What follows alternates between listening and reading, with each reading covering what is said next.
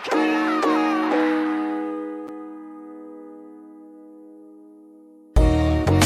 cushion header.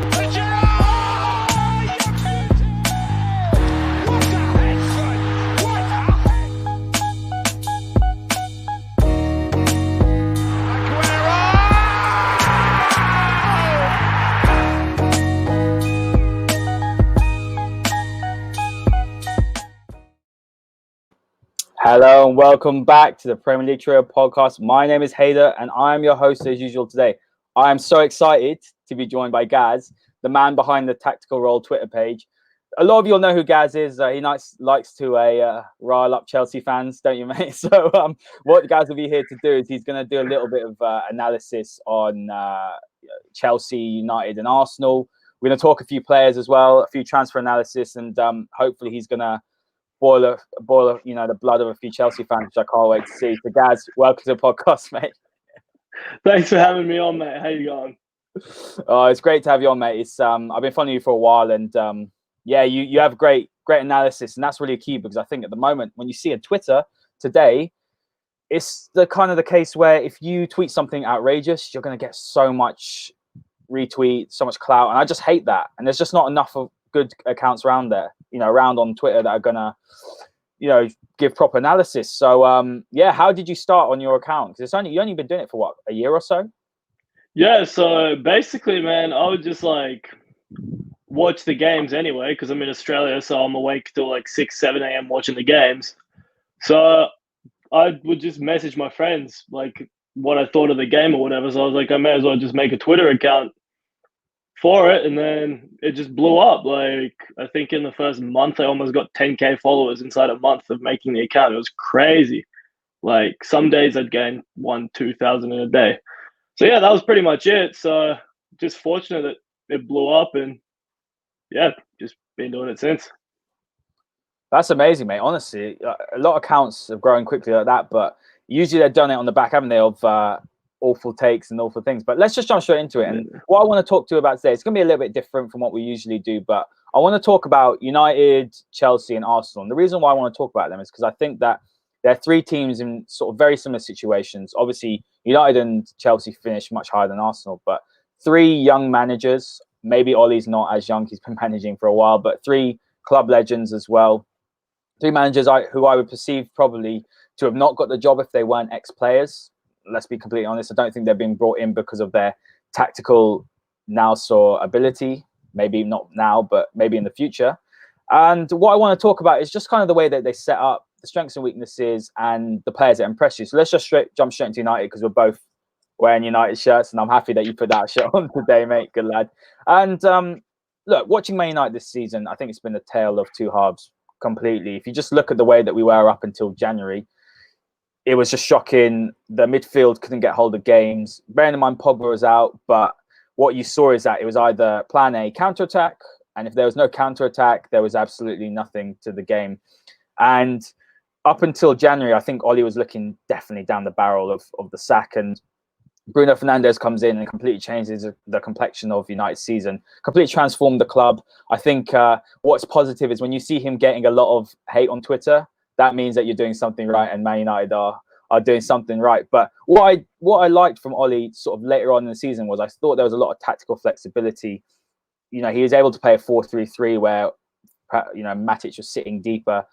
You play a 4-2-3-1, which has probably been his preferred one. I'm not really a fan of Pogba sitting as deep as he has been because I think you're just wasting him. If you watch the way that Pep plays with Silva and De Bruyne, 2-8s, I think that United are more than capable of doing that with the players that they've got in midfield. And then sometimes you saw us go to a 3 at the back. I wasn't really a fan because I just felt like it didn't play to our strengths. I don't think the fullbacks are good enough. The wing backs, are good enough going forward in Wan-Bissaka and Shaw. But I think what you've seen from United is definitely there's more of a pressing game than under Jose Mourinho. We're encouraged to defend with a higher line. I think what you've seen as well is the front three and the lone striker, usually Martial, are less isolated than they were under Jose Mourinho. I think what you've seen is that United are harder to break down, but they're also transitioning from defence to attack better. I think the centre-backs are encouraged to play with the ball more. They're encouraged to set up the attack from the back. I'm not sure about that centre-back partnership, so I will ask you. But what I've liked is that actually you've seen that from time to time well, quite a lot actually. Maguire does carry it past that sort of first line of the press, and Matic often drops between the centre backs. You know, he picks up the ball. He's got great vision. I'm a big fan of Matic. I know you are as well, so I want to ask your opinion. But what I've got him on the back of the kit. Have you? Good lad. I mean, I've got a bit of a Bruno on the back, but just, you know, because I'm mainstream, I'm not edgy at all. So, but what you've seen as well is that you've seen that Martial. What he's done well is he's dropped in deep and picked the ball up in between sort of the line between the midfield and the defense. He's picked up spaces and he's linked up with Bruno well, Rashford well. I think he's been brilliant, and that's allowed more for like a dynamic interchanging between, especially the front three and Bruno and Pogba to an extent. I think you've seen more of a passing move football as opposed to Mourinho, which was that low block and quite frankly just boring football. But what you've seen as well, the fullbacks pushed up. But what's your view on United? Because obviously I'm sitting here as like a United fan. I don't want to be biased. I think what we've done, those things we've done well. I do think at times United have relied on individual bits of quality to get through games. I don't think the team are coached as well as they should be. I think you saw that against Sevilla. Although he created a lot, I don't think that there's necessarily the pattern of plays you see when you look at a Klopp side or a Guardiola side, or even an Arteta side, and we'll go on to that later. But how have you been impressed with the way United have set up? What's been their strengths and what's been their weaknesses? All right, let's start with just a general thought. I think, yeah, definitely the first half of the season was really shaky. That was just hit and miss here and there. But I'd like to look at United's season since Bruno was signed, personally for me. So obviously with him signing, it just added a lot more balance into midfield, which just helped the team play much better. Obviously, even when Pogba came back, you'd see in the past, Pogba wouldn't be able to, obviously I'm a Juventus fan, I love Pogba, I've seen him at his best. So obviously, I remember him at Juventus being surrounded by other class midfielders, being able to do all the great things that he does. At United, he couldn't do that because he was the only real midfielder that had any significant ability, if you want to call it that. So, yeah, it was really easy for opposition defenses just to press him and pretty much take him out of the game, and no one else would be able to create anything too special most times. So, yeah, I think signing Bruno really helped with the balance of midfield, helped the team play better football, opened up Pogba too, opened up some other players. I think Greenwood being injected into the starting lineup instead of Danny James or Lingard or anyone of that sort really helped too, because obviously adding Greenwood, what a player. Like his goals, his ability, just his presence has helped a lot. And I think that really helped Martial too, because now you've got a genuine goal scorer on the left, on the right, and down the middle for United. So, and a lot of them can, basically all of them can play left, right, and in the middle. So yeah, it's very difficult to defend because you don't know. You saw Greenwood against Sevilla coming out to the left a lot of the times. So that front three interchanges a lot. So I'm really happy with the attack, almost to the point where I would say Sancho is more of a luxury signing at this point, although don't take that the wrong way. He absolutely should be signed because it's Manchester United.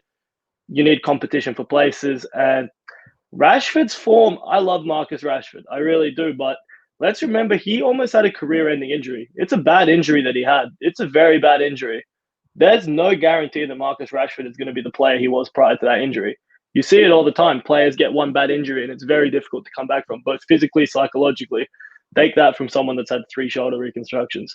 So, yeah, definitely with that. On the topic of the defense, I think Shaw has had a solid season. I think he gets hated on a little bit too much, although I would personally invest in a different left back. Wan-Bissaka had his moments, but you knew what you were expecting. You're not getting like an extremely talented. You're not getting Trent. Like, he's great defensively. You could say mediocre attacking wise. The centre back pairing is a no thanks for me. Maguire, I'll give him the pass. He's not worth 80 million, and he's being judged off that transfer fee. That's not Maguire's fault. That's just valuations and how finance works.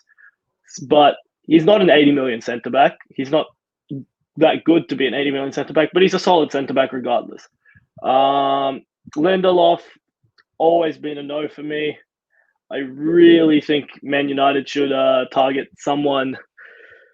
I would love to see them target Nikola Milenkovic, who was linked obviously when Jose was manager. I think he's a great centre-back, very tall, very aggressive, very good in the air, very good at covering space, blocking shots. Very similar playing style to Vidic, and we all know how good Vidic was. Not saying he is Vidic, but similar. And yeah, just I think playing out from the back isn't really something United have done in the past few years. This sort of playing style we saw towards the end of the season, the sort of shift towards more attacking football, positional football, whatever you want to call it. Look, it's going to take time to gel. Pep had a full season at Man City to make it work. Remember, he was getting slapped 4-0 by Everton and whatnot. It takes time. United have only been playing this way for what, maybe 3 months, 4 months, exclude the COVID months. It hasn't been a long time. So, if anything, it's impressive that the team finished the season as strongly as they did, given the fact they haven't been really playing this style of football for a long time. So I think there's definitely promising signs. And at the moment, on paper, I'm backing Man United to finish second next season in the Premier League. So really, I think I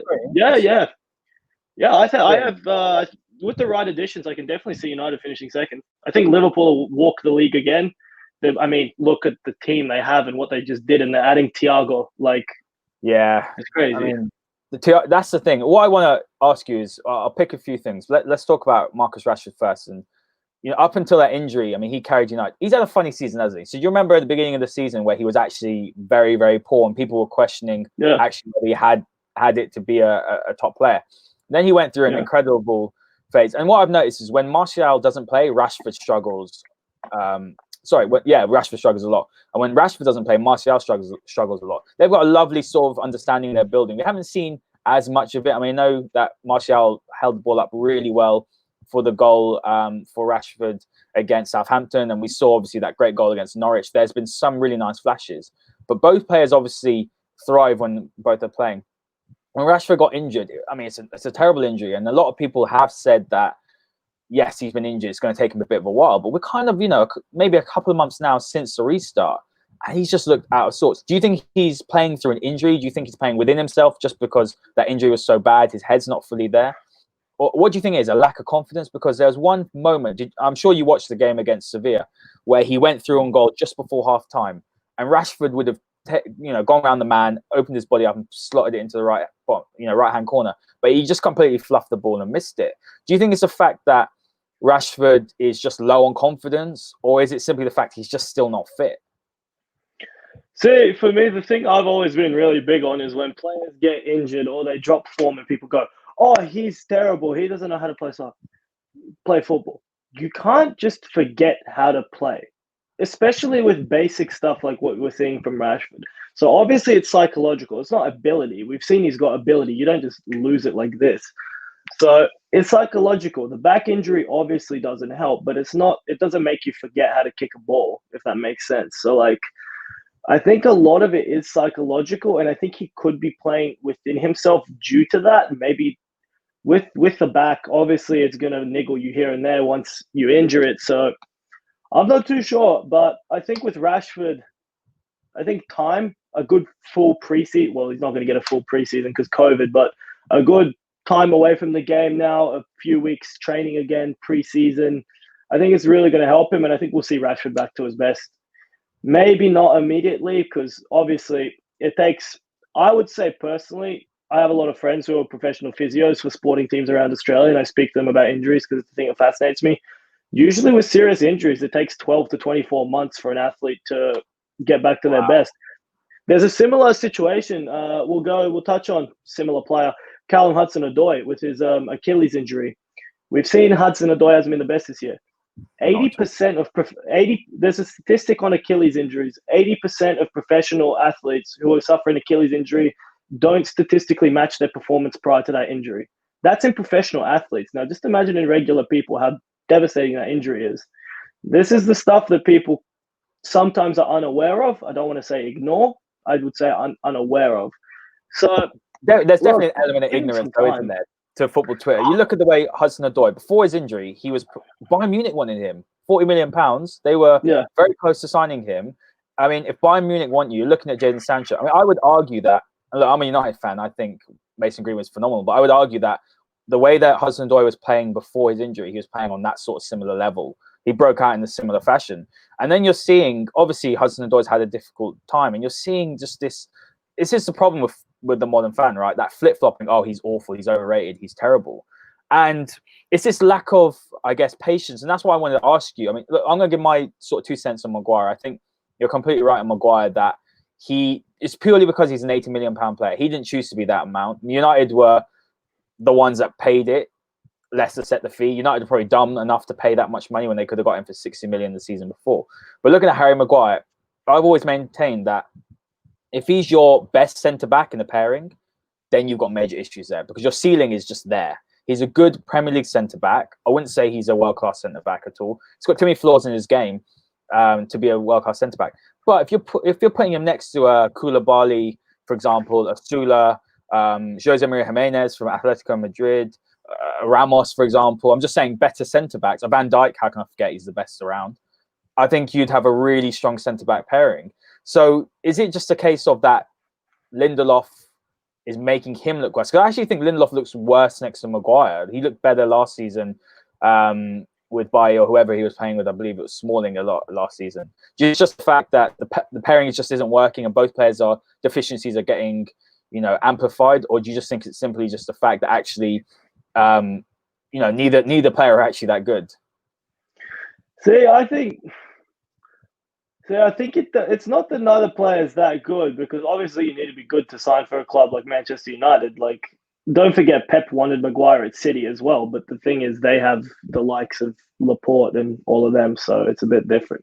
But I think like with Lindelof, he's just a bit too. Oh, I shouldn't use that word. He's a bit too soft. He's a bit too soft for my liking. I know what you're going to say. You always say soft and then that word, right? Yeah. He's a bit like that. Am I wrong? Like, personally, he's a bit like that, and I don't think that compliments Maguire, who's not exactly a sort of like alpha figure, if that makes sense. He's a leader in the team, but I don't see him as an alpha figure like a Ramos is at Real Madrid or like Van Dijk is at Liverpool. I don't see Maguire as that figure, and I don't think he's earned that respect either, because without being whatever, he hasn't achieved what those guys have in their careers. He can't sort of go and tell like Paul Pogba, "Hey, do this." Like, you can't. He's playing off. He's playing off a good World Cup. That's what I think he is. He had a good World Cup, and he's living off that. Yeah, he had a good World Cup. He had a solid time at Leicester, but let's not forget Maguire's been played in quite a few relegation sides. I don't think Harry Maguire's used to playing for a side that's competing to be one of Europe's best. So it's going to take a while for him psychologically to actually get that in his head as well. Like, I remember, I think he tweeted something after a draw saying like, "Oh, happy with the draw" or something like that. And I saw so many. You're Manchester United. You can't be happy with the draw unless you're playing Barcelona. Well, no, they're rubbish now. Unless you're playing Man City at the Etihad or something. Yeah, Liverpool or something. Exactly. Like, even Liverpool at home, you shouldn't be happy with the draw. Maybe away from home. It's Man United. Like, let's remember, what year is it? 10 years ago. Would anyone have been happy with a draw against some mid-table Premier League side? No. That's why Bruno should be captain. If you look at the way that Bruno reacted with Lindelof after the goal, that's a leader right there. When I look at United's side, now I mentioned this when I did a review with Henry from United District. I said that when you look at United's side, compare that to, let's say, Liverpool's side, there's no leaders. There's no one there who is experienced at winning trophies, I don't think. And there's no, apart from maybe Pogba and a few others, and there's no one there who has that sort of streetwise edge. And the way I looked is the way that Eva Banega played for Sevilla. I thought he was so clever. He just ran that game. And what he had is that streetwise edge. And there was one moment, I think, sort of near the end of the second half where the way he held off Wan-Bissaka and took the foul and just slowed the game down and just were like, right, like, I'm in charge, I'm the conductor. United don't really have that. And I think when Matic plays, United look better. And that's kind of who I want to talk about next, because I know you're a fan. I'm a massive fan as well. He's definitely a player who, because he doesn't run around, and there's this massive British, sort of like mentality where you'll find it where if you're athletic, you're fast, you're strong, then in the UK, that's often trumped. It trumps, for example, technical ability. And, if someone's smaller but they're more technical, that will always get pushed aside for someone that's big and strong. And that's the British game is for too long has been sort of geared towards that. And when you look at Matic, people don't see a quick guy. He's a big guy. We don't see actually how good a passer he is, how clever he is positionally. He's not the quickest, but his positioning is phenomenal. I mean, talk to me about Matic and how important is he to this United side? How much time do you have? Because this could take a while. You've got 5 minutes. Go. 5 minutes. Well, what more can I say? I've got him on the back of the kit. I love the guy. One of this generation's best defensive midfielders. This generation's best defensive midfielders. Let's start from when he was at Benfica. Incredible season. Went to Chelsea. Best defensive midfielder in the league. Remember when Yaya Toure was in the form of his life? Remember how Matic bossed him? Incredible.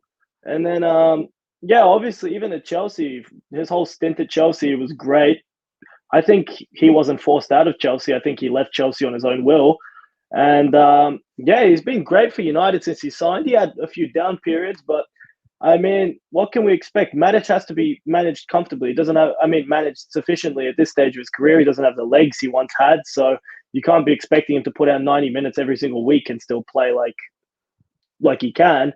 So I think what Ole's done pretty good this year is manage Matic's minutes where he can perform to his best, because he doesn't have the legs in him anymore, but he's got a lot of this, a lot of brain. So one of the most intelligent footballers going around at the moment. His positioning's phenomenal in defense. His passing range is exquisite, and his passing accuracy is phenomenal too. If anything, he sort of reminds me of Philipp Lahm when he was playing defensive midfield in that sort of role. Could just play the ball anywhere, dictates the tempo phenomenally. I wanted Matic at Juventus to play defensive midfield. I thought he was a perfect defensive midfielder in the Serie A, which is a little bit slower than the Premier League. Yeah, that's a great He'd be shout. incredible. He'd be incredible. So, I just love Matic, and I think the numbers speak for themselves. Last time I checked, it was like 14 clean sheets in 20 games Matic has played, and like 4 clean sheets and like 18 he hasn't, or something like that. Can't remember the exact numbers, but it was something ridiculous. And that's because Fred's a good player. Fred is a good player. Let's not make anyone. McTominay played that role too. I prefer McTominay box to box. Yeah, he can also play that. He can play that number 6 role, but they don't have that defensive edge that Matic has, and it's so underrated because it's not what the TV camera is going to show you. You can only see it if you're at the game and you're watching him closely most times. Then that's the sort of thing about Matic. He's one of those players who doesn't do anything special on the ball. His passing, great, but people just look at that and be like, oh, okay. But it's off the ball, especially defensively, that he makes a difference. And you saw this United side. It's a completely different team with him in. And I think he's perfect to sit behind Pogba and Bruno, obviously two more offensive-minded midfielders. I think Matic is perfect to sit behind them because he can really slow it down, dictate the play the ball quickly if he needs to. And he sort of allows – his stability just allows those two to sort of have more freedom to roam around and do their sort of thing because they don't have to worry about dictating play or whatever. So, absolutely. Yeah. Well, who he reminds me of actually is United. Back in the day when Roy Keane left, it took United years to replace Roy Keane. And then we had Michael Carrick, so someone different. And that's who Matic reminds me of, actually, that Carrick was a great reader of the game. I think Carrick's one of the most underrated midfielders. 100%. 100%. He like even Guardiola said Carrick read the game so well. How many times did you ever see him going in and smashing people? He didn't, but his interception numbers are through the roof. Incredible pass in that final season when United won with the Van Persie, where he just completely just dragged United to a title. The amount of assists that Carrick got for Van Persie sitting in that little deep role was incredible. And that's what Matic actually reminds you of. And I think what epitomizes Matic's, and I think a lot of people realize after this moment that Matic is a wonderful footballer with incredible vision, was that pass he did for that counter-attacking goal against Brighton, where he just hit it out to Greenwood. Greenwood took the ball down brilliantly and then crossed it back post for Bruno to power in. And I just thought, at that moment, a lot of people, it's just, I don't want to be rude, but obviously ball, I can tell. You watch the game, you can analyze. But a lot of people think that he's not charging around like McTominay, or he's not mobile. He's not picking the ball up and making runs. By the way, he used to do that. I remember his first game back, you're right, when Chelsea played Man City, where he dominated Yaya Toure. I'm talking prime Yaya Toure. And he was just incredible. But I think what people don't actually understand is that the amount of protection he offers for a centre-back pairing, which is actually very weak, as we've mentioned. So I'm a massive fan of him. But look, he's getting older, like you said. He would probably be he would be very good in Serie A. I know that Antonio Conte was trying to get him to join the little Premier League reunion that he's got over there. But when I look at Matic, I think one game a week, really. So you've got to use him sparingly. Fred came in, and Fred's played well against the high press. United struggled against high press. I thought Fred had a good game against Sevilla. I like Fred. I'd like to see him molded into a defensive midfielder because I think he doesn't have enough quality to play box to box. I don't think his shooting's good enough. I don't think his passing is good enough. But the problem with playing as a defensive midfielder, you're right, it's that awareness, right? You either got it or you don't. I think it's very difficult to coach someone to have that awareness. And then I look at Mctominay there. Again, the awareness is a problem. He's got the engine, he's got the physique, he's got the frame, he's a good tackler of the ball, he's tenacious. I'm a big fan of Mctominay.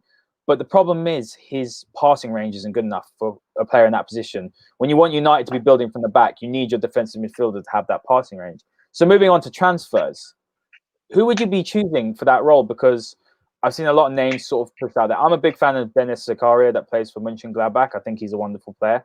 I do like the look of Declan Rice. I'm not sure if you're a fan. I haven't seen. Thing about Declan Rice. Yeah, see, I was not a fan until the game against Chelsea. So, you know what? I'm not going to pretend I thought he was amazing. My issue with him was I was like, is he good enough at passing the ball?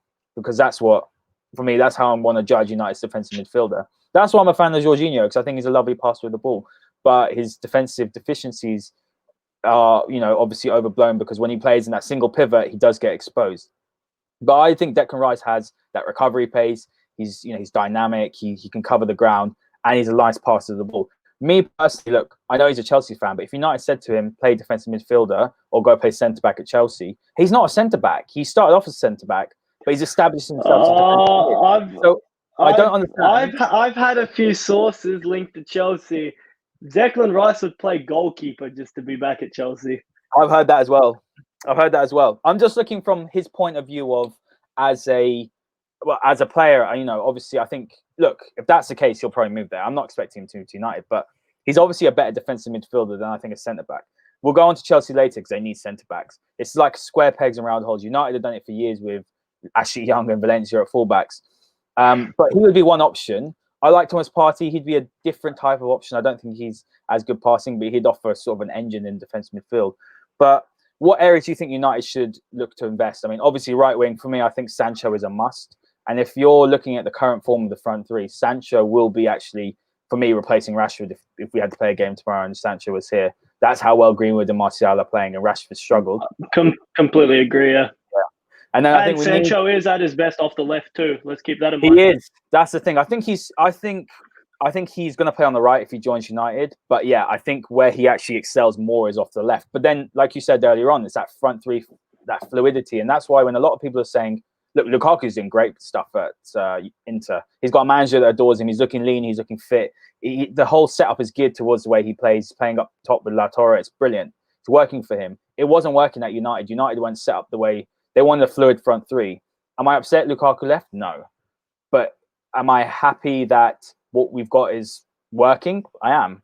But we obviously have let go of a 30-plus goal-a-year striker. But looking at sort of attacking midfield, there's so many options out there that you could go. You could go towards a Jack Grealish. I'm a big Jack Grealish fan. Not at the price. No way near is he worth that much.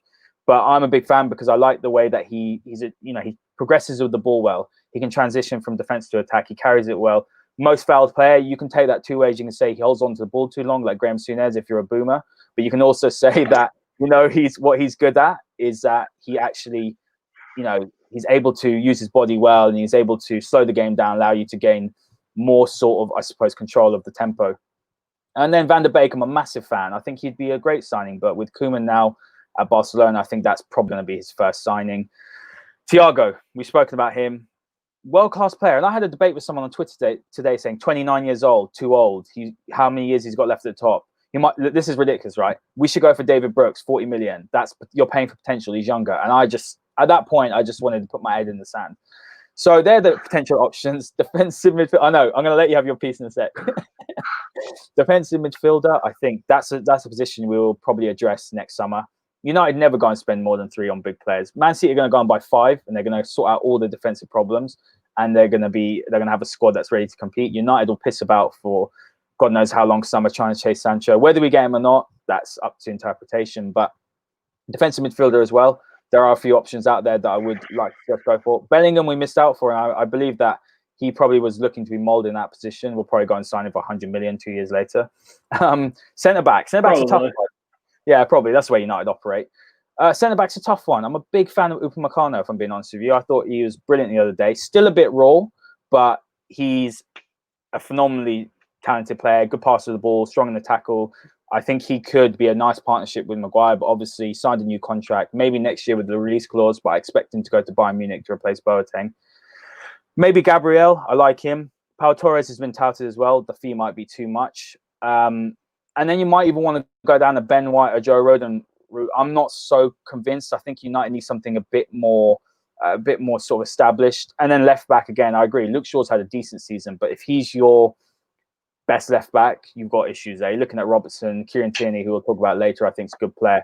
So that's the areas I think United need. And then perhaps a striker. If Igalo's not getting games, Cavani's out on the market. I know it's a lot of money on his salary, but having him come off the bench is better than waiting 86 minutes and bringing Igalo on. So hit me with your choices. All right, so what positions am I doing first? Let's do defensive midfielder first. I'll do 3 options on each position because one's just a bit too. All right, Captain Obvious, Declan Rice. 2, Mark Roca from Espanyol. Similar sort of player to Matic, left-footed, very good passing range, very solid, 40 million release clause, I think. Plays for Espanyol. For anyone that doesn't know him, hop on YouTube, watch some of his highlights. Great player. And third one, I saw somewhere that Ibrahim Sangare is available for about 10 to 15 million. I think he'd be quite good. I think he would be quite good. He's a very strong, physically strong player. Not your greatest passer or whatever, but very, very solid player. So I could see him sort of like being developed into sort of a Fernandinho role at City, like that sort of just like tough defensive midfielder sort of player. So there's 3 very different profiles who I think would be great players for United at defensive midfield. Let's run through centre back next. Obviously, number 1 choice. He's on the market. He's supposedly available. Koulibaly. You can't go past that. Nah. Second, I would say Nikola Milenkovic, who I'm a huge fan of. Great player, plays for Fiorentina, linked heavily with AC Milan. Fiorentina want 40 million. I'll add Ruben Diaz to that list. Benfica centre back. Very good player. I've thought he's a great player for a long time. Although I can definitely see Jose going for him at Spurs somewhere down the line if Spurs have the budget for that. And third one, I'm going to say, you mentioned him, and it's probably a left field option, but Benjamin White. Great player, really good young player, has leadership characteristics to him. I think the thing is, if you had an established centre-back to just sort of, even like a Johnny Evans or someone to be next to Maguire right now, and then Ben White to just transition into that over 12 to 18 months would be ideal, but you don't. So that's why maybe I wouldn't go for Ben White, despite how highly I rate his ability. So yeah, maybe let's go with Koulibaly, Diaz, Milenkovic. Nice. Definitely. I like that. I think sort of there is definitely a scarcity of quality, isn't there, in the centre-back position? You're looking at Man City. If United had the budget and if Koulibaly was perhaps maybe 50 million, I think United would look at him. They need to bring something in there. And honestly, if you had to predict who are United going to sign, I'm just going to say, I think we'll get Sancho eventually. Edward's ego's too big to let this one go. So I think we'll get Sancho. Don't forget what happened with Bruno last summer, though. Yeah. Well, look, you wait a year. This is how I think. You wait a year. And so I spoke to a German journalist recently, and he said that give it a year and all the other top clubs will be in for him. And let's just Real Madrid, Barca will want him, Bayern will want him, everyone. And let's be honest, right? Look, I'm a United fan. I love United. Everyone wants to think their team's the best in the world. But let's be completely honest. United are not United of Fergie, right? Transitioning. There's a lot of issues that have to be resolved. What Liverpool, City, Barcelona, Real Madrid can offer, even though Barca are in a bit of trouble, but what they can offer is they can offer a guaranteed Premier League challenge, so close, almost guaranteed Premier League titles or La Liga titles, and they can also offer the ability to compete for the Champions League. 2 things United can't offer, unfortunately. What United can offer this summer is money, a project, because there is improvement. And I'm going to ask you one last thing before we move on to Arsenal, because we've spoken 35 minutes for United. So I could talk all day about United, and it sounds like you can too. But what United can offer is a project. They can offer the number 7 shirt, which is prestigious, I think. They can offer a very good salary, still within their crazy wage structure, which is another issue we can talk about next time. We'll get you on again. And I think what United can offer as well is that that marketability and that brand that will be important to Sancho in some respect. I think he's a serious footballer, but that will always help him as well. So let's go on to Ole Gunnar Solskjaer before we move on to Arteta and Arsenal. But Solskjaer, I'll be completely honest with you. When it hit sort of December, I was like, I don't think he's got it in him. He needs to go. He's getting shown up against the smaller sides. There's not really a tactical plan. Players aren't improving. Yes, there's major injuries. You look at that midfield back with Lingard, Pereira, and Fred, and then you're looking at a Pogba, Bruno, Matic. It's completely different. You can dominate a game now. There's real ball players in there, real quality. But after that Burnley defeat, I thought, this guy ain't got it. And I was just looking out in the market. There's 2 managers who are, in my opinion, world-class. And people are going to think Pochettino isn't, but I think Mauricio Pochettino is a top manager, and there's a manager that Juventus should have gone for. Top 100%. Don't bring that up. Still hurts. We'll talk about that on Juventus pod later on, when we're going to... Because me and Gaz are going to do another podcast together later. We just couldn't get enough of each other. But yeah, Mauricio Pochettino is out there. He wants the job. It's quite clear. He has a track record of building a young squad. Okay, look, he didn't win trophies, and there's so many points in his career. And something Jose Mourinho does well is that he always goes and targets a League Cup, doesn't he, early on? Get that success in, get that taste of success, so the players are buying into your ideology.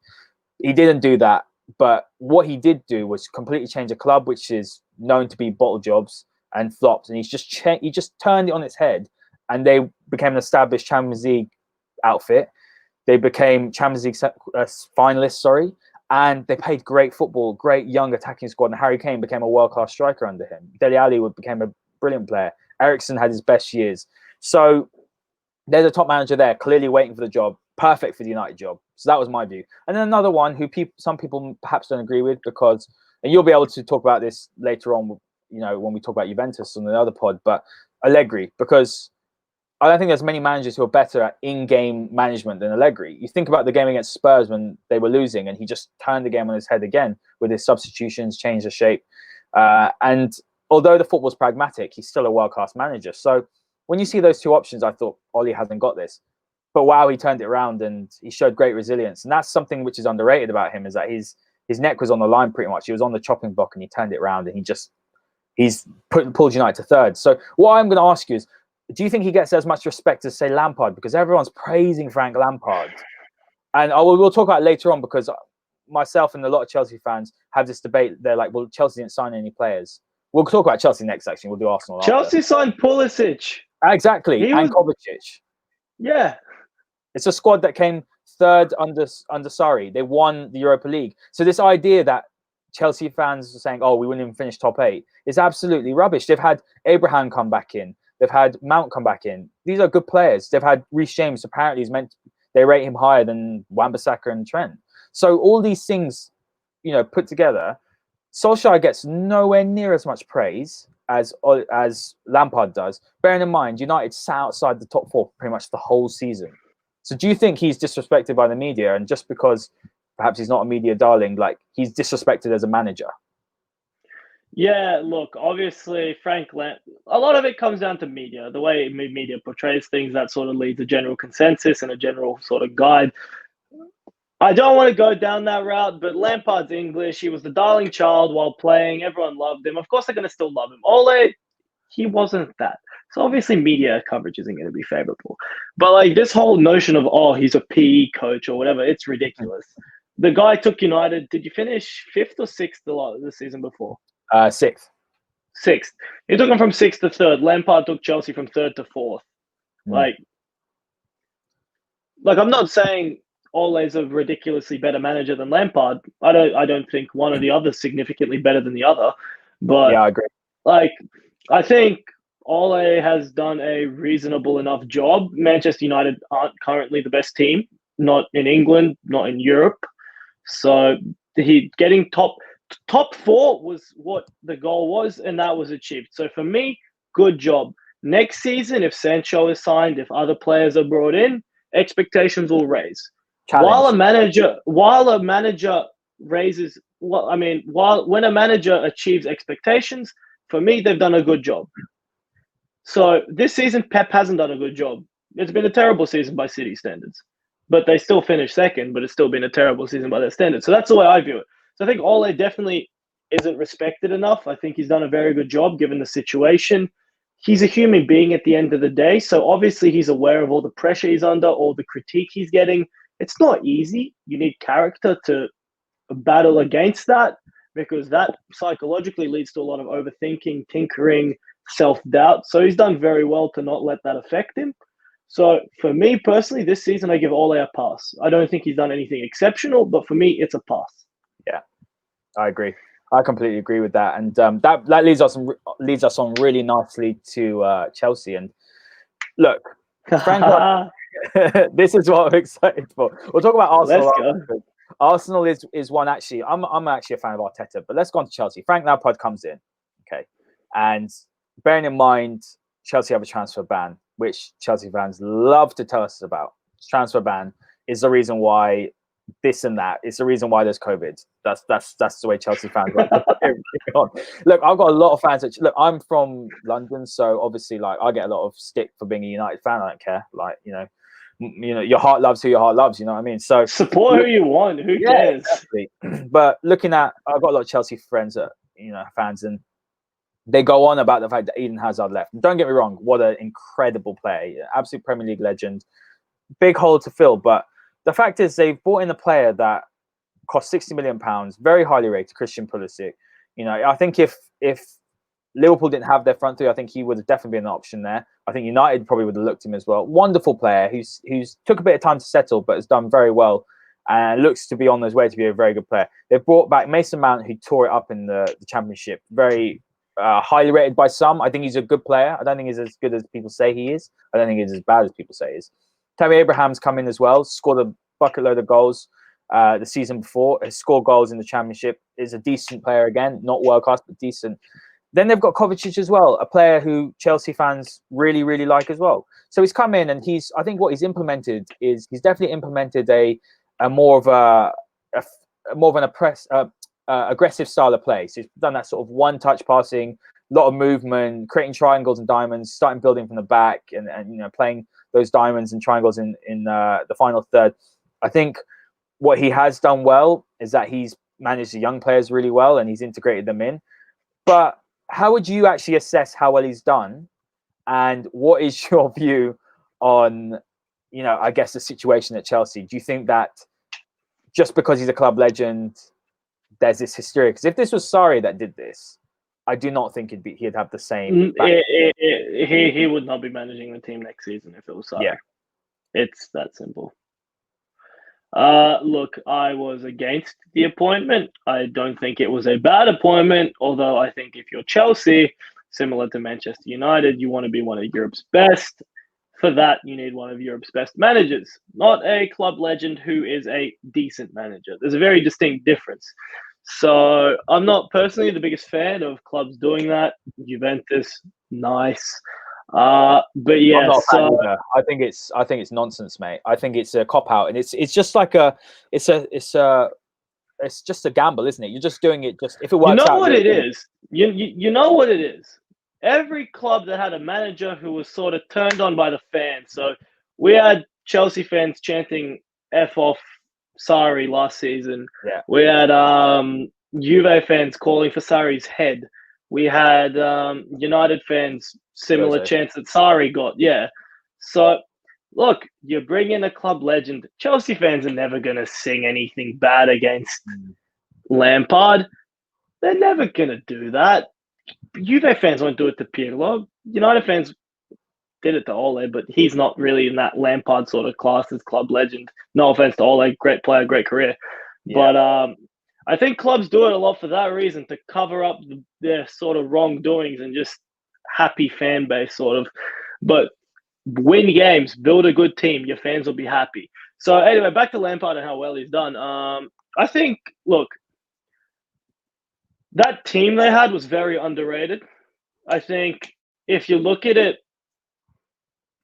I'm really unimpressed with some of his aspects of his management. I think, how can you go a full season and not coach a team well enough to defend a basic set piece? That's the biggest issue. If you look at the amount of goals they scored, I believe it was 69 for Derby. It mirrors. It's like 54, I think, conceded. They can't coach defense, and then they've gone out and bought more attackers. Here's what I'm going to tell you. This season's Premier League was one of the worst by standard for a long time. Even for United, finishing 3rd or 4th this season is the equivalent of finishing 7th or 8th in a normal season when teams are actually good. The Premier League has been dumpster this season. Dumpster. And I don't mean that in a bad way, but it's not in a good way either. So, yeah, look, 12 losses in a year, that's just not good enough. You're Chelsea, you're not Everton. No offense to Everton, but it's just not good enough. And sure, the football has been nice at times. There's been some great results. That 2-1 win against City, the FA Cup semi-final against United. There's been some great results. But look, for me personally, do I think he can be a good manager? Yes. He's an intelligent guy. He's a great player. He understands the game. But he's in his 2nd year of management, going into his 3rd now. He shouldn't be at Chelsea, nor Ole should be at United. It's just not how it works. We had Zidane come in, but Zidane didn't do well in the league. He won knockout. He did well in knockout competitions, but look at the team he had. Real Madrid had a 1-0 head start in every single game in the Champions League, basically, with Cristiano. Essentially, it was, Prime Cristiano, yeah. Completely agree. Yes. So they basically had a 1-0 head start whenever Cristiano was there. So, look, I think there was promising signs. And there were signs that a foundation was being built. There was a sign of a bigger picture. This is how we want to play. This is the identity the club wants to have, and this is how we want to move forward.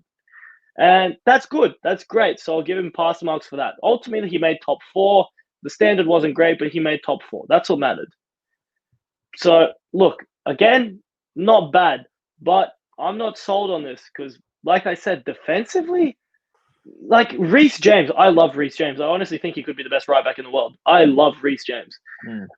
He was it's management. It's not his own choice. He was pushing up and absolutely nobody was covering. And it peaked in the Champions League game against Valencia when they lost 2-1, I think. Gaia was just running down the left for fun. Lampard should have been aware enough to say, Rhys or someone who's the defensive midfielder, Jorginho or whoever was playing there, Kante, cover the space. Because I remember that's what a manager like Allegri in the 3-0 comeback against Atleti. We had Cancelo at the time running up, playing as a right winger, but that's why he played Emre Can, who was covering that space. It's all well and good having a right back who's going to attack and run forward, but you need someone covering that space. It's those little things, but they count that's for a basic lot. management, guys. That's basics. Yeah. That's football basics. Yeah. I'm not a coach. You're not a coach. I can see this and think that's an issue. Right, if he goes up, someone needs to cover his spot. It's logic. Yeah. And I'm seeing what I'm seeing. Look, I gave when I did a podcast, a Chelsea review one, I gave Lampard 8 out of 10. No, sorry, 7 out of 10. 8 out of 10 if you won the FA Cup, because winning a trophy is fair. But I gave him a 7 out of 10 because I said, you know what? Considering these things, he still finished top 4. That was the objective. But what I think is unacceptable is the fact that the defensive issues, one, set pieces he can't coach, and two, I don't think that back 4 is as bad as it's showing. It's not. I don't think it's a title winning back 4, but not that bad. And at the end of the day, that is a systematic problem, obviously, and then it's a coaching problem. There's no way there's no cohesion. There's no way that you can get away with being a top 4 manager, like a Champions League manager, with that. So what's the solution? I mean, is it, even if you bring a Koulibaly in, is that going to change much? It's just an example because they're not obviously going to sign. I don't think it's the players. I think it's the systems in place. So, and the fact that they were switching formation, they started, if I'm not mistaken, 4-2-3-1, went to 4-3-3, went to 3-4-3, went back to 4-3-3, went back to 4-2-3-1. The 3 works best for them because I think it provides the cover, doesn't it? Yeah, and Rhys James isn't exactly the best defensive right back either. nor Marcos Alonso, who maybe, if you want to consider him their first choice left back, isn't exactly the best defensive left back. So a wing back system works best for them at the moment. Rhys James, for me, I think he's going to be in the Trent mold. He's never going to be one of the world's best defensive right backs like a Wan-Bissaka will be, because he's a bit too big to be able to turn that quickly and whatnot. But that's basic. Great going forward though. His crossing's brilliant. Oh, incredible. So I think sort of for them, we'll go to Arsenal later, but playing a similar system that Arteta played at the end of the season with that 3-4-3, I think that would be really, really positive for Chelsea. But with Kai Havertz, that's this close to being done, supposedly. There's no doubt Mason Mount's not getting dropped. Kai Havertz will be in the starting lineup. It's going to be probably going to be a 4-3-3 with 2 roaming 8s, something like we see at City to an extent. Who plays Havertz, Mount, holding role? Supposedly Kante. That's the big one. I'm not a fan of that at all. And I really don't mean to be so negative on Chelsea. I don't have anything against the club, despite trolling from time to time and having a bit of fun. I don't have anything against the club. I'm not here to just go, everything sucks, blow it all up and start again. No, that's not my goal here. I'm just giving my opinion. There's a lot of things there's a lot of things that you can't really like at Chelsea at the moment. The structures, the systems, attacking wise, are good. They create chances. They don't have the best finishes. Tammy Abraham, solid Premier League striker, nothing exceptional. Shouldn't be a starting striker for Chelsea. And you saw Giroud. When Giroud played, they were 10 times better. And Giroud, very underrated striker. Yeah, mate. Very. I love Giroud. Great player. So there is a reason the guy is a starter for World Cup winning France. Like the one game in the World Cup he didn't play was the one game they didn't win. Yeah, honestly, massive fan. And when you look at the way Arsenal went and spent 50 million on Lacazette, they had a better player in my opinion there. I think Lacazette's decent. Lacazette, another player Juventus are linked out. Yeah, that Juventus one, and we'll talk about that later. But the way I look at is actually the way that Giroud holds the ball up so well, but actually for a big guy, so technically gifted, a wonderful player, honestly. And for me, I mean, okay, so let's move on to their signings. What Chelsea do very well, a lot of the top 6 teams, is their purchasing is excellent. Usually, the way that Marina is just. They're absolutely brilliant. They identify the player. They know who they want. They go and buy them. They have been in the past. And they get good deals. And they get good deals. Yeah. Like, look at Timo Werner. I know he had a release clause, I believe. But look at Ziyech, 35 million. So the way I see it is Chelsea. I think Ziyech was a release clause as well, wasn't it? Probably as well, yeah. What annoys me about United is that we take so long to get a deal done. We're amateurs, dithering. We know what the asking price is, pay it. And Chelsea operate. Yeah, go on. Do you mind if I interrupt you for a second? Yeah. What do you expect when good old Edward Woodward comes out and says, Manchester United can do things in the transfer market that no other team can do? Yeah. Yeah. It's practically like going up to someone before asking the price of a product and saying, hi, I have $2 billion next to my name. What's the price of this? If it's $2, I'll say 200. It is ridiculous. Amateurs, and this is a problem. Yeah. You look at the way Chelsea operate, even the amount they sell players. Look, there's another problem there at United where I don't want to talk too much about United. We're talking about Chelsea, but United's salary structure is out. It's just out of control. When you're offering Phil Jones 150k a week after he's played a handful of games, it's completely past it. Then you know what the issue is. You can't shift these players off. That's why Van Persie left for 2 million. Zaha left for 3 million. He's going to go and get transferred probably for 70. It's a joke. But looking at Chelsea, they operate like a proper club. Look at I tweeted out maybe about a week ago that watch that United wrap up Havertz before. Chelsea wrap up Havertz before United wrap up Sancho, and watch the meltdown. 100%. Chelsea, like you said, Chelsea are this close. Look, there's different circumstances. Leverkusen need the money more than Dortmund need the money. Look, there's different elements to it. But the point still stands that Chelsea get the business done. They brought in 2, I think, very good players for under 100 million before the season's even started. They're training with the squad now. They're integrated into the squad. I mean, tell me how Chelsea are going to line up with Timo Werner. I'm a fan of Timo Werner and with Ziyech. And let's say Havertz is going to sign because I think he will. But how are Chelsea going to set up next year? And do you expect? We're talking with current players? Yeah, with current players. Yeah. All right, with current players. Oh, goalkeeper. Whew. They need, yeah, okay. Talk to me where they need additions, and then tell me how they're going to fit in next season. All right, let me run through the team. So I expect it to be a 4-3-3. I think they'll definitely sign a goalkeeper. So I'm thinking. I tweeted out not too long ago. What I expect this summer is for Onana to go to Chelsea, and I think Predrag Rajkovic. I'm not sure how familiar you are with him. One of the best save percentages in Europe last season. One of Emian's, I think, best players on the way to Europa League qualification. Young Serbian goalkeeper, won Golden Glove at the Under-20 World Cup, which Serbia won in 2015. Top goalkeeper. So I think he'll go to Ajax. Although if I was Chelsea, I would sign Rajkovic directly. He's a Chelsea fan. He's a great player. They tried to sign him a couple of years ago when he was younger. He said no. He wanted to gain a bit more experience. Went to Maccabi Tel Aviv. So yeah, that would be my choice. Predrag Rajkovic. Yeah, like I said, won Ligue 1 goalkeeper of the year. Left back, I think they'll sign Chilwell. From what I've heard, that's supposedly quite close to happening. I think that's a good signing. Too expensive. Good signing is what they need. They do need a left back, but too expensive. But Leicester ripped teams off. Harry Maguire. Even the fee they wanted for James Maddison was ridiculous. And Ndidi as well. They won close to 50 million for Ndidi. Good player, but I was a massive fan of Ndidi. But looking at the way his passing isn't the best, so when you're spending 80 million, you need a player that can play better with his ball at the feet. Good player. 100%.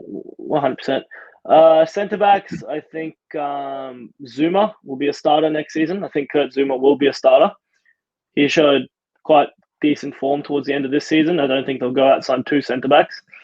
I think they'll sign another centre back. I think they might go for Ben White. I wouldn't be surprised or shocked at all if they went for Ben White. Just sort of fits that sort of Chelsea mold they're going for at the moment. Young, British, like English. So I think that one makes a lot of sense. Right back, Rhys James. In the midfield, supposedly N'Golo Kante will play 6. I'm not too sure about that one personally. Nah, he's a double pivot player. He plays in France with Pogba. Yeah. I think honestly, he lost his legs too. Like he's just not the player he used to be. Injuries are more and more common. Yeah. I tweeted at the start of last season he should be sold, and I got that much hate for it, and then I retweeted it like a couple months ago, and it was just funny. But anyway, ahead of the curve. Yeah. So yeah, I think they'll go with Havertz and Mount. Obviously, it's a 2-8, sort of like De Bruyne and David Silva used to do at City. Have them roam around. Great partnership, if anything. 2 very energetic, goal-scoring players. I like it. But what do you do with Kovacic? He's been great. He's been phenomenal this season. What happens with Kovacic? He's not going to want to be a bench player. Player of the season. It's him or Mount. It's him or Mount. Yeah. It's one of them two. So, yeah, I don't think Mateo's going to be happy being a bench player, and I don't think he's going to be happy being a rotation player. So, yeah, it's tough. Like, do you develop Kovacic as a 6? Maybe, but defensively... Yeah, that's something. Defensively, does he have it? I don't think so. Doesn't. No, lovely dribbler of the ball. Good passer, but no, you can't. This is a problem. Well, that's the thing. You look at Jorginho as well. Like, good passer of the ball, keeps it ticking. He's a leader as well. I think. Like you've seen, he's vice captain at Chelsea, but completely defensively, he's a mess. And when you've got that back line behind you, if they don't sign another centre back, but this is what I don't understand. I mean, look, finish your thing, and then I want to ask you about Havertz and. Tell me your view on Havertz as a player, and then tell me, should Chelsea be spending? Because all these Chelsea fans are telling me, we can afford it because we've got the Hazard money to do this. Because, the problem is a lot of football fans... They do have a ridiculous budget this summer. They have a ridiculous budget. How much do they have to spend? I think it's like 350 more, 400 close to... Yeah, it's big. It's very big. Because they haven't spent $1 of that Hazard money yet. Yeah. Okay, go on. So carry on with your team, and because I want to hear what you think of Ziyech and Havertz. So yeah, this is the thing. So I'm thinking what they will do. Werner, I'll start with Werner at striker. I don't think he can play as a lone striker. He's a player he's a great player, but in the right system.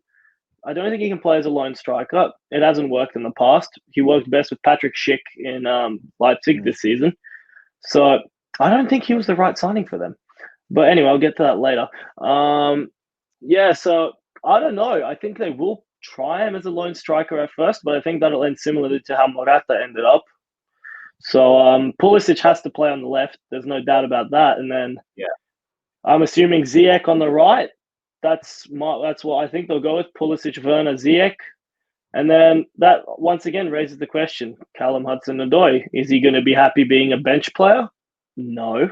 No, he'll look to leave. This is an important season for him. It's a breakthrough season. If it doesn't work out for him, then he'll go. I don't think Hudson-Odoi's long-term future will be at Chelsea, given what they've currently done. So this is what I mean. Talking about new signings though, so Timo Werner, I'm a big fan. The numbers he's put out this year are up there with the best in Europe. There's no doubt about it. I wanted United to go in for him because I just thought that at that price and those numbers and his versatility, because he can play off the left as well. Like you said, you don't think he's a lone striker. Playing off Rashford and Greenwood, he would have been extremely effective. Yeah, exactly. And so for me, and looking at the money that's been sort of thrown around for him, it was very, very reasonable. Chelsea have done some great business there. Obviously, he wanted Liverpool. They couldn't cough up the money. That's a different story. Chelsea went in there, got their man. It's what they do. Then you look at Hakim Ziyech. Good player, I think. I'm not going to say he's not a good player. He's a good player. His numbers are phenomenal. But from what I read... They're inflated. Yeah, they are inflated because he's playing, obviously... I'm not saying the Dutch league is bad. It's not, because Ajax got to the semis last year. It's not a bad league. Some brilliant talent comes out there. But when I look at Ziyech, and from what I've read from him, the reason why none of the other big clubs are in for him, because I know Roma are in for him at one stage, is purely because there's a lot of baggage there. There's attitude problems. So, I don't know. He's had problems with the national team too. Yeah. So I don't know. I think he'll be a great addition to Premier League. But what I don't like to see is the way they're consistently comparing him to Bruno. They play in different positions. I know Ziyech can play centrally, but one plays off the right, one plays midfield. They couldn't be further apart personality-wise either. Yeah, exactly. Completely true. So how do you think Werner, Ziyech, and then Havertz are going to play next season? How would they settle in? You're almost running the risk of having too many star players, and maybe that's the wrong way to put it, but you're running the risk of having too many inefficient players. Havertz is efficient, but Ziyech and Werner aren't exactly efficient players, especially Ziyech. He takes that many shots per game. Of course, he's going to score one. Of course, he's going to score. And if I go to a club and talk to 10 girls, I'll probably score one. Like, it's just how it works. Like, if you don't... You shoot your shot that many times. Exactly. Did Kobe Bryant ever stop shooting? No. Hakim Ziyech adopted the Mamba mentality. Rest in peace, the late great Kobe Bryant. But this is what I mean. Like, his numbers are inflated. The Dutch league isn't the best. It's not a bad league. But look at Dusan Tadic. Southampton, okay. He was a good player at Southampton, but the numbers weren't special. Goes there. Could have been competing for the Ballon d'Or last year if Ajax won the Champions League. He was incredible. Remember what he did to Real Madrid? But incredible. Yeah. So, like, this is what I mean. Like, Ziyech, I don't think he's going to be what United fans expect. They're almost expecting Ziyech to have the sort of impact Sancho would have on United, like something incredible. He's going to be a good signing. He's going to have great moments. He's going to win them games, but he's also going to drop some shocking games. It's just Hakim Ziyech, and it's the way he plays. He's going to have games where he takes 10 shots and all 10 of them go into row Z, and then he's going to have a game where he takes 3 shots and 2 of them end up in the top right corner. Yeah. So it's gonna happen.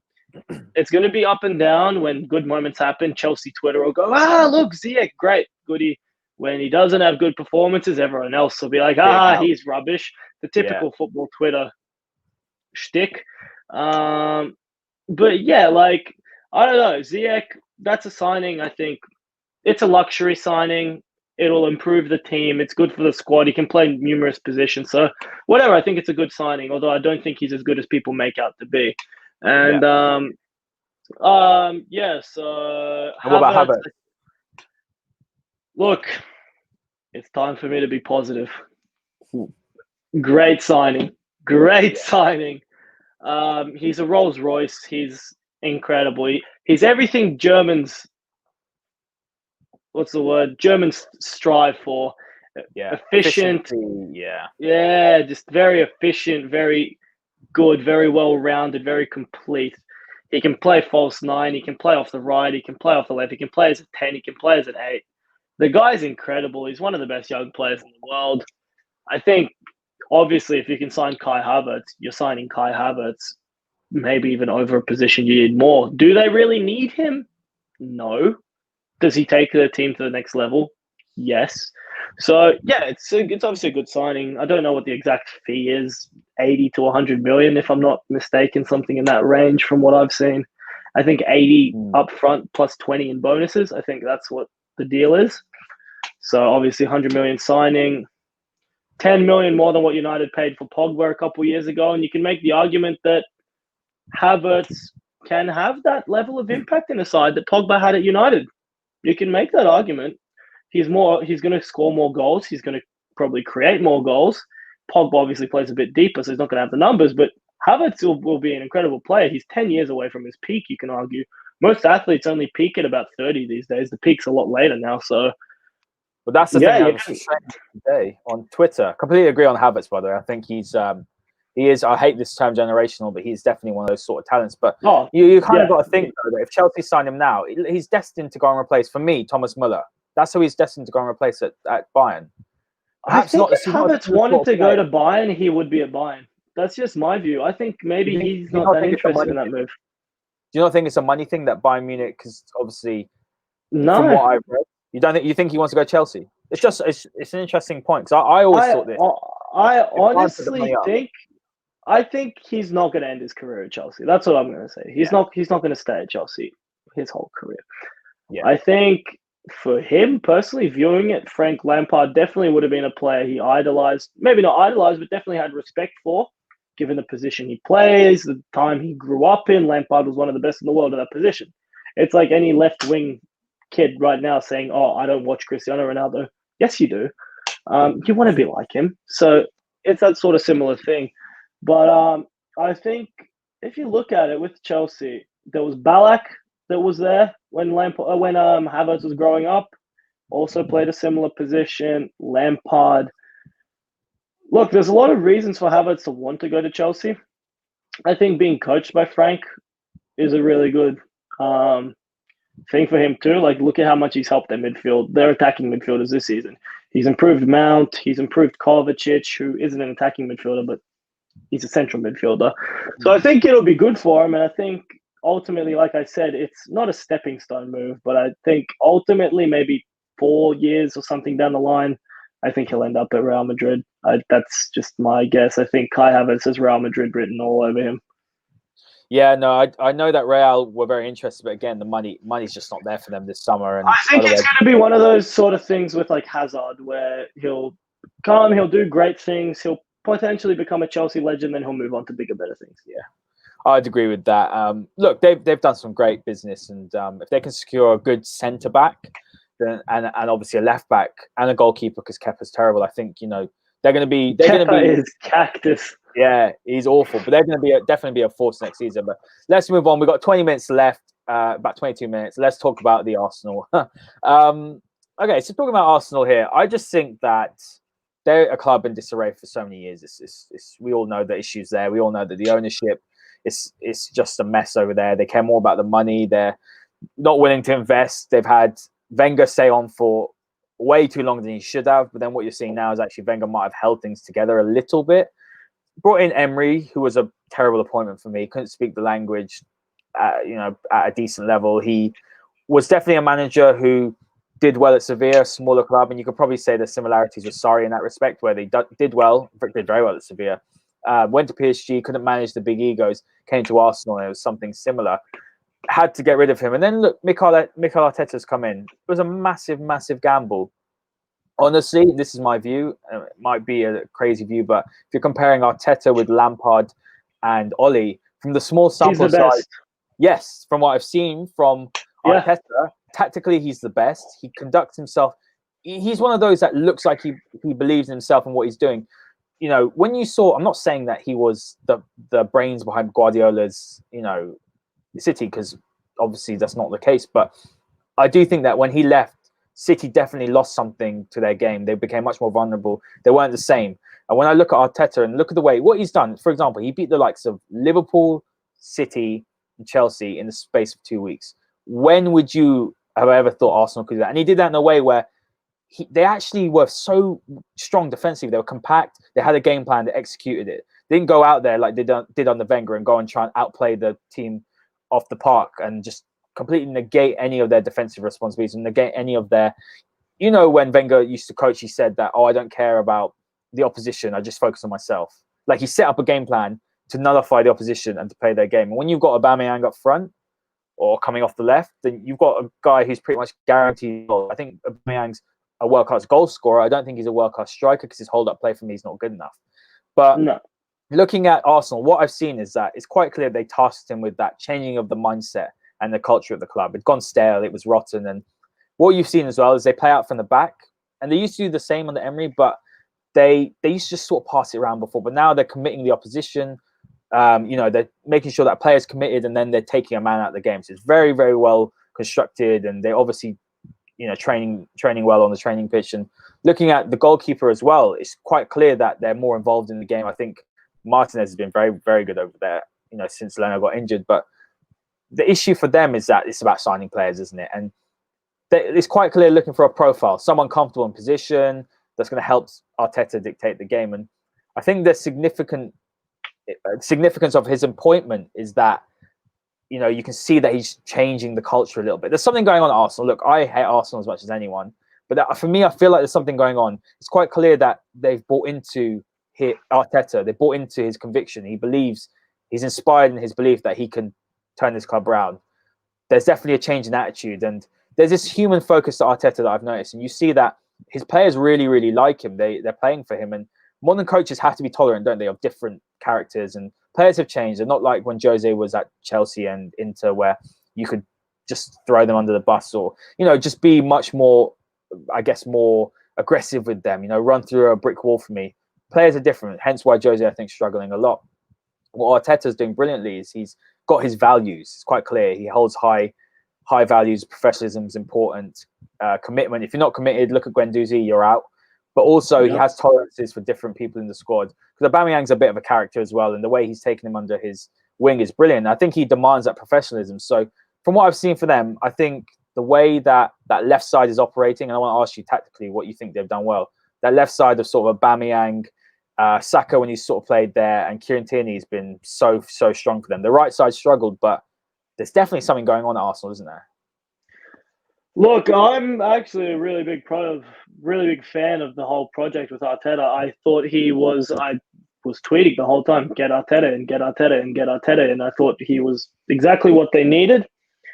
I think what we saw from Arsenal towards the end of the season, actually from Arteta's appointment, what we saw was a clear game plan. You saw a manager who knew exactly what he wanted to do, and there's levels to this game, and Arteta is simply a level above Ole and Frank.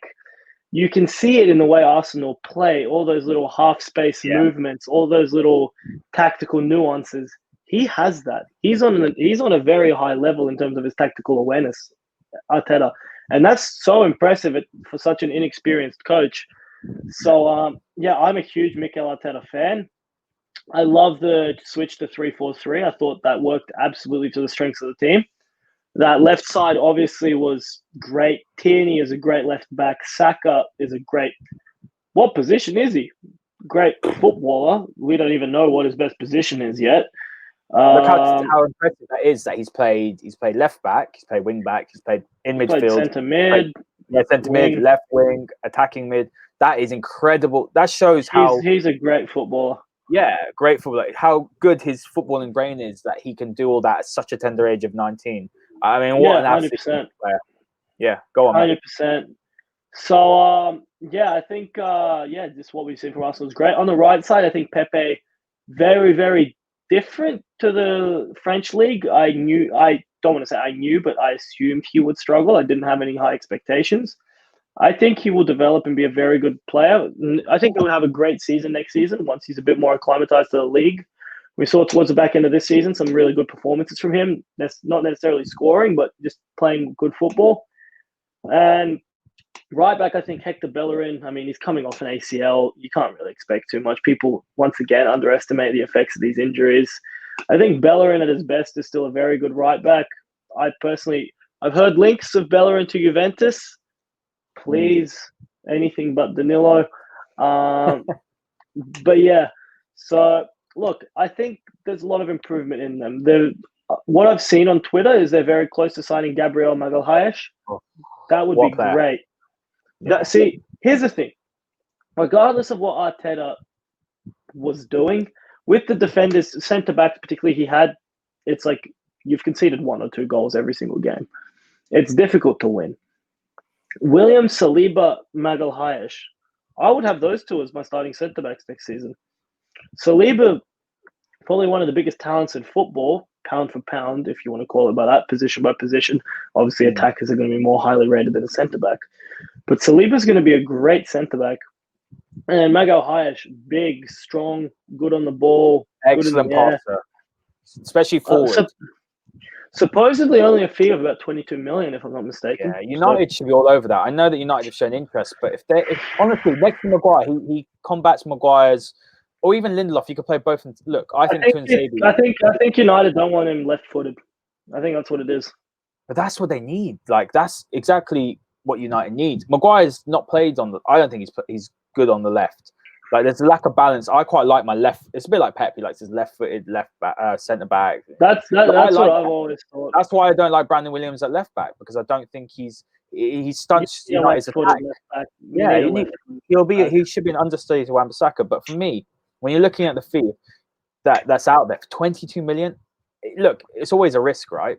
Signing a defender from the French league who's not as established. He's only really broken in this season. But when you're looking at actually the fee, what he offers to the team, sort of what the potential is, it's a no-brainer. It's a relatively low-risk transfer. And see, the way I think Arsenal will play is I think they'll have a back three, because I think David Luiz signed that new contract. He gets a lot of hate. Look, I'm not going to say David Luiz is not. It doesn't have his faults. He does concentration. He makes a lot of mistakes, but he's still. You don't win all those trophies being a terrible player.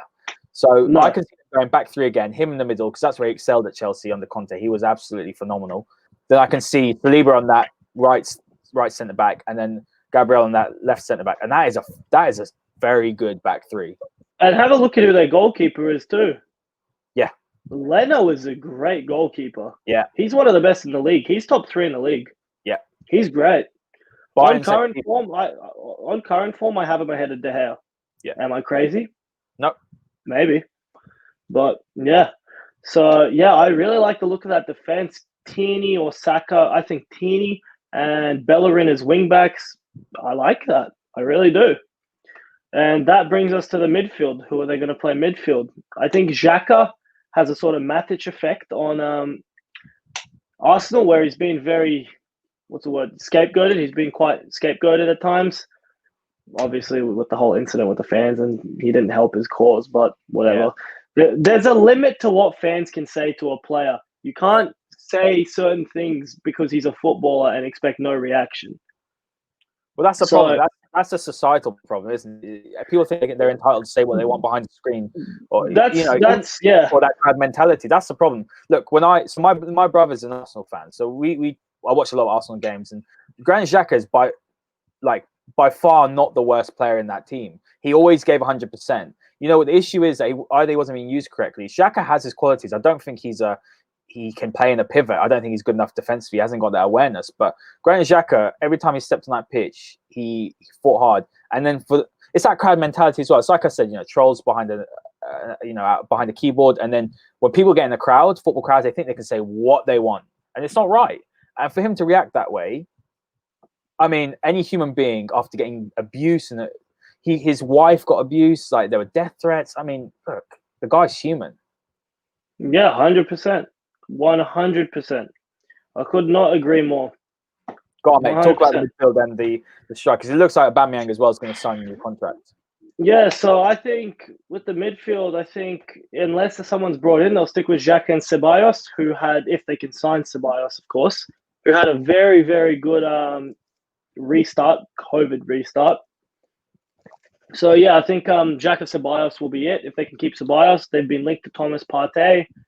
Maybe they just go Xhaka and Partey. Xhaka, like you mentioned, has a defensive deficiencies, but Partey will likely be able to cover that. I mean, the guy's one of the best defensive midfielders in the world.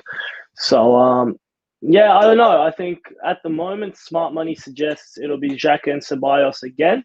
I think that's a solid midfield, and I don't think that'll be Arsenal's priority to invest their limited budget, so to say.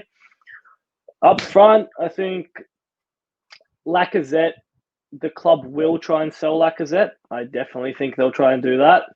They've got Emi Martinez coming through, Aubameyang, like Saka and Pepe on the wings. Like there's not enough spots for all of them. So I think Lacazette will be the one they say see it to. Obviously, I think 29 as well. It doesn't score enough. It would be if Arsenal get 50 million. Just, yeah. I honestly think the Juventus rumors with Lacazette. I think it's more Arsenal pushing it. I honestly think he's being offered to Juventus by Arsenal. That's just my view, because I know Juventus for a fact are very, very big on Milik. So yeah, that Lacazette stuff.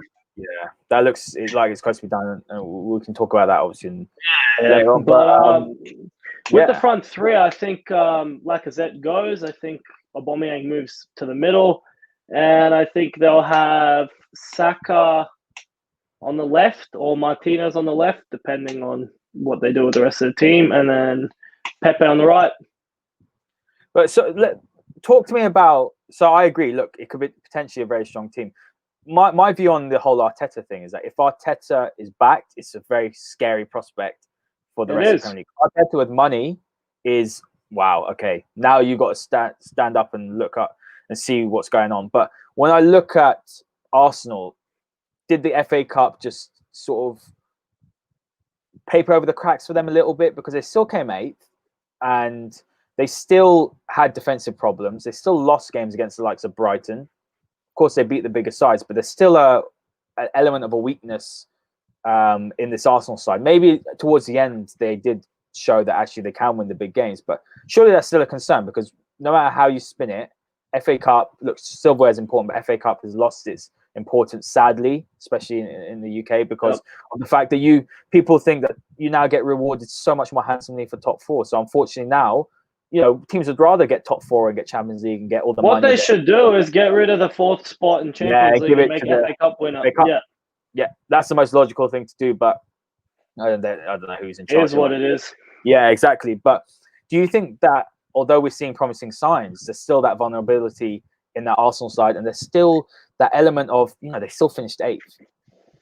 Look, Arsenal aren't going to be a top team while the Kroenke family runs them. And don't take this the wrong way. I have nothing. Personally, I quite like the Kroenke family because they own the Denver Nuggets, who I support in the NBA. They've done a great job with the Nuggets, so good.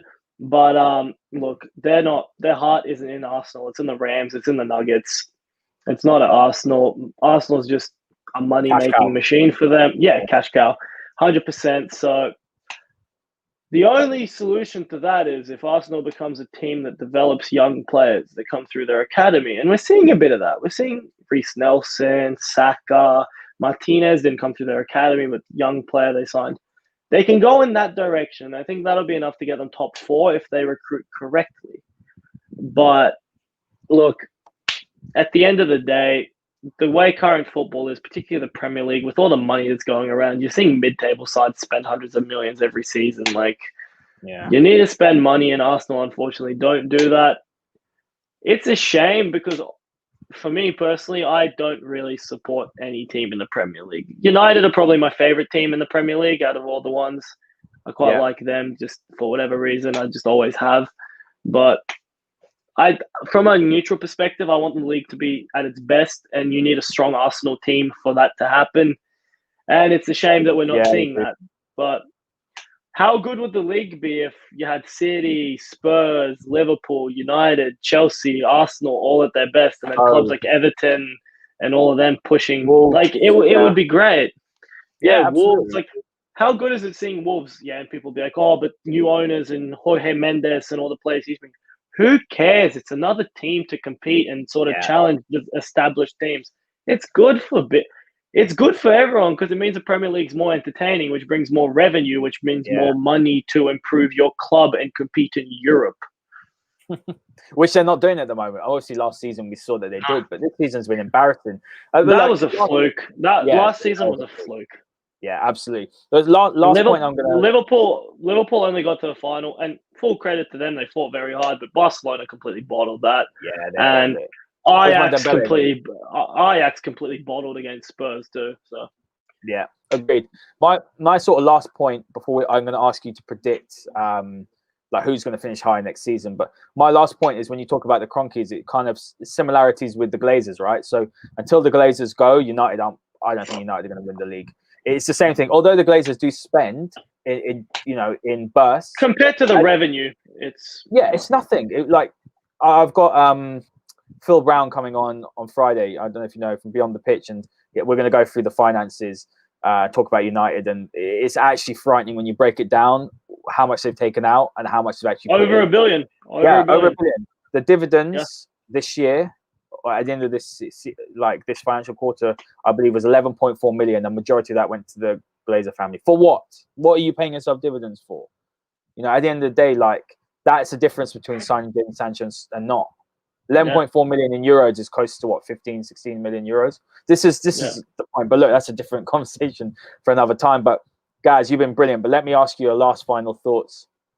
Who's going to finish in higher next season? For me, I'm just going to put my neck out there. I don't think United are going to finish second, even if they sign the likes of, let's say, a Sancho, a Grealish, and let's say a centre back. I still don't think so. I think there's what I want to see from United. I want to see us win a trophy next season. I want to see us get at least out of the group stages in the Champions League. I mean, if you've got Sancho and Grealish and centre back, then you should be getting at least the quarters. But it's about progression. And what I want to see is come March, United are only single digit, sort of under 10 points behind, let's say Liverpool or City, whoever ahead, and then they come third. That's what I want to see. I'm not going to be unrealistic, because if I'm being honest, and I love Ole Gunnar Solskjaer, I have my doubts whether he's done a great job gutting out all the bad eggs and trying to fix the culture. But this is the way I like to see. He's an A to B, right? So he's gets you from A to B, but B to C is trophies. And I kind of look at that when I looked at this is my opinion. I looked at Conte at Juve, that he got Juve from A to B. He won the Scudetto many times. He got you back to where Juve wanted to be. But Allegri was B to C. That's how I 100%. So that's how I kind of see the way I see with United is Ole is exactly what United needed the last sort of year and a half.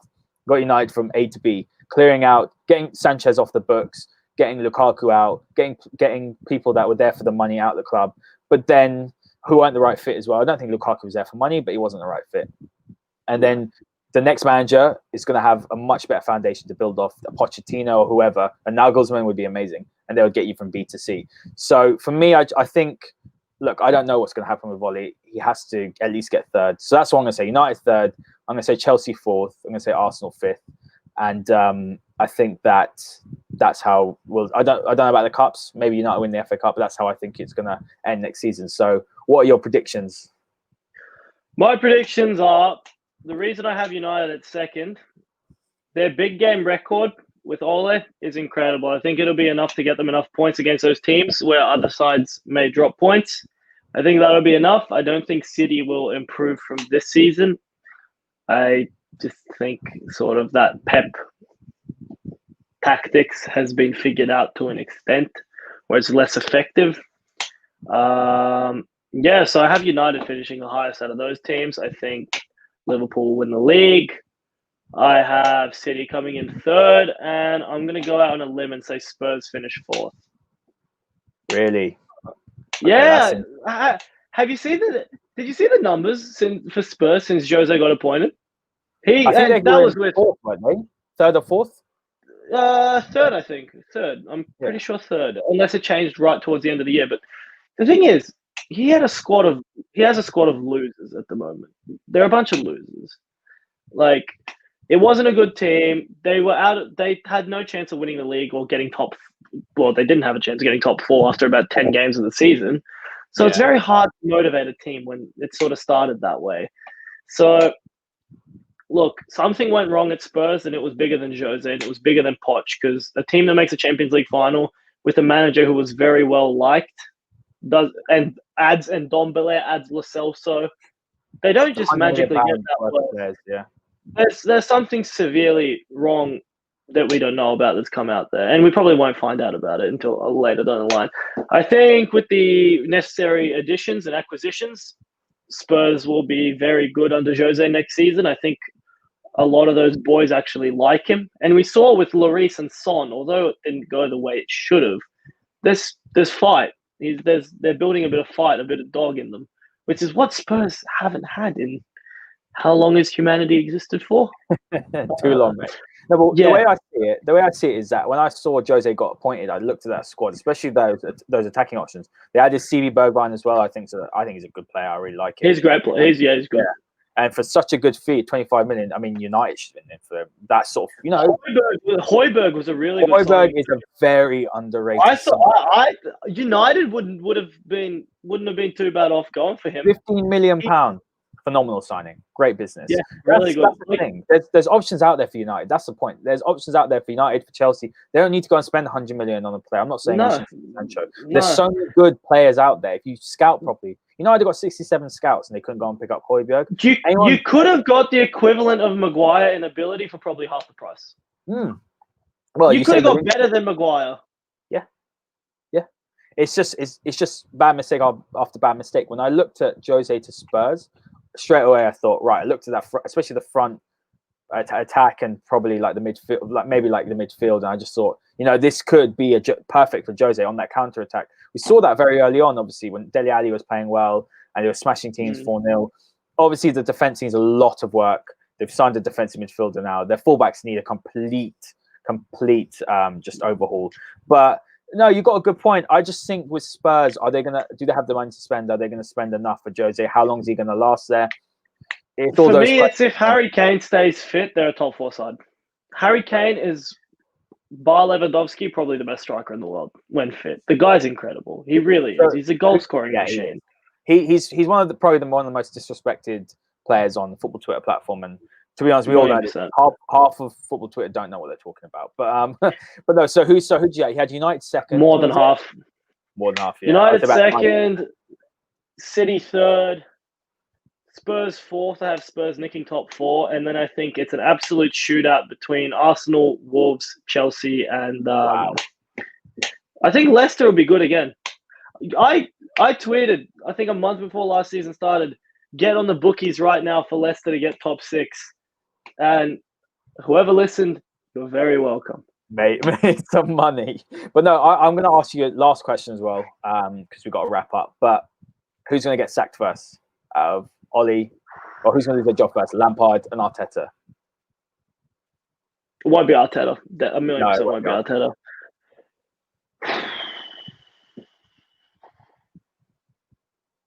Do Chelsea really have the guts to sack Lampard unless it goes catastrophically bad? Well, I don't know. It's difficult. I said my prediction was, this was the beginning of this season, I said by Christmas this season coming up, the new season, Lampard would be out. Now that was probably a little bit jumping the gun because he has done some good stuff.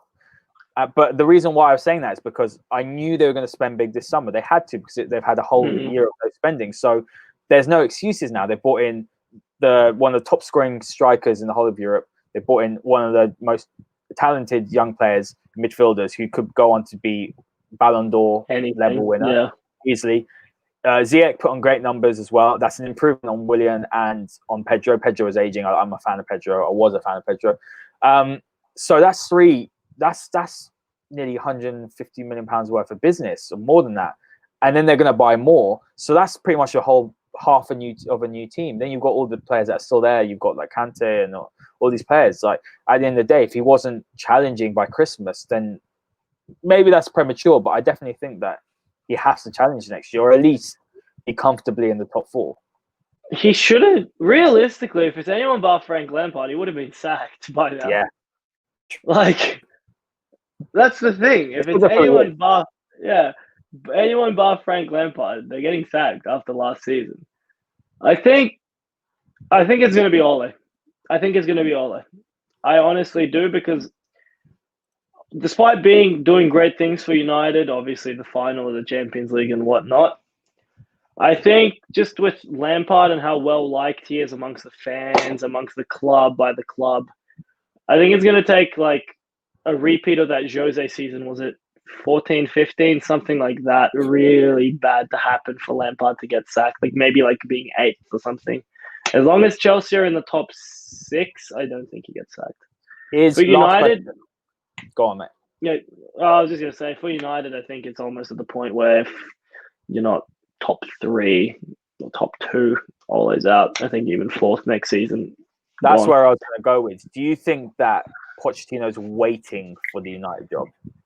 I know for a fact Pochettino wanted to coach Juventus. His brother said it very publicly. He's got Italian heritage. He wanted to coach in Italy and sort of bring that heritage out. So I think Pochettino isn't waiting particularly for United. I think Pochettino is just waiting to get a job offer. And supposedly his wage demands are ridiculous. Yeah. Hence why Juventus sort of said, see ya. Yeah, but even then, Juventus had a capital gain of 300 million, like that capital increase.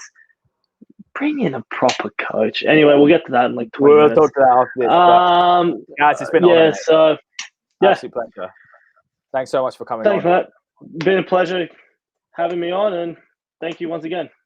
Always welcome back on the podcast. And yeah, this should be out tomorrow, and we're going to drop Gaz's at handle at the end and the outro. But like, subscribe, and follow for so much more great content.